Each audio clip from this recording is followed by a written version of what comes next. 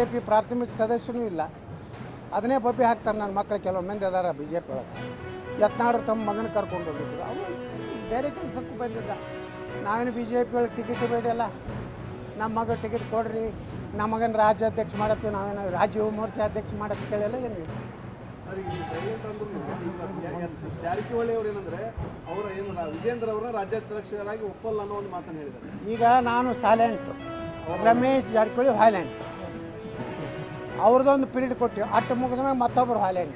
ಹಿಂಗೆಲ್ಲ ಹಂಚ್ಕೊಂಡ್ವಿ ನಾವು. ಪೂರ್ತಿ ತಣ್ಣಗಾಗಿ ಬರ್ಫಾಗ್ಯಾರತ್ತು ಬರೀರಿ ಯಾರಿಗೂ.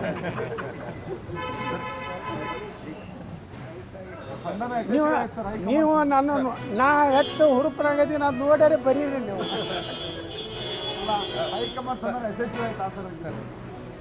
ನಮ್ಮ ಮ್ಯಾಗ ಹೈಕಮಾಂಡ್ ಯಾವಾಗಲೂ ಪ್ರೀತಿ ಐತಿ.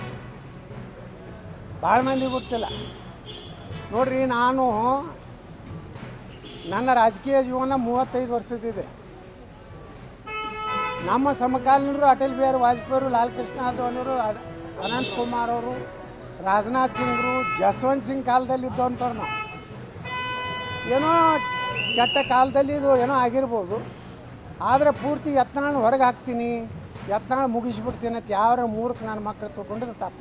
ಶಿಸ್ತುಕ್ರಮ ಏನು ಇಲ್ಲ ಮತ್ತಿಟ್ಟು ನಕ್ಕೋತ ಹೇಳಕತ್ತೇನೆ. ಶಿಸ್ತಂದರೆ ಒಳ್ಳೆ ಕೆಲಸ ಮಾಡತ್ತೆ ಹೇಳ್ಯಾರ, ಮುಂದೆ ಒಂದು ದಿವಸ ಒಳ್ಳೆ ಭವಿಷ್ಯ ಐತೆ ಅಂತ ಹೇಳ್ಯಾರ. 3 ಟೀಮ್ ಮಾಡಲಾಗಿದೆ ಸರ್, ವಕ್ಫ್ ಸಂಪುಟ ಯಾವ ಟೀಮ್ಗಳು ತಾವಿಲ್ಲ, ಪ್ರತ್ಯೇಕ ಹೋರಾಟ ಸರ್. ನೋಡ್ರಿ, ಈ ಹೋರಾಟ ಪ್ರಾರಂಭ ಮಾಡಿದವ್ರೆ ನಾವೇ. ಮೊದಲೇ ಮಾಡಬೇಕಾಗಿತ್ತು. ನಾವು ಮುಂಜಾನೆ ಪ್ರೆಸ್ ಮೀಟ್ ಮಾಡಿದ್ವಿ.